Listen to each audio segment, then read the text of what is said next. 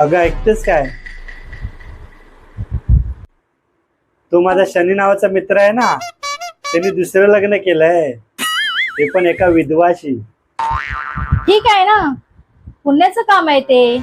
तो बालपणीचा माझा मित्र आहे ना सीताराम, त्यांनी पण दुसरं लग्न केलंय, ते पण एका विधवाशी. अहो मग ते पण पुण्याचं काम आहे ना, ठीक आहे. अगं मी काय म्हणतोय, मी पण करू का पुण्याचं काम? करा ना तुम्ही पण पुण्याचं काम. मी काय म्हणते, विधवाशी करू नका, कुवारी मुलीची करा. एकदम बारीक सळपातळ सुंदर. मग तिला कसं विधवा करायचंय ते मीच बघते. थोडं पुढे या. नहीं तू समझा नहीं.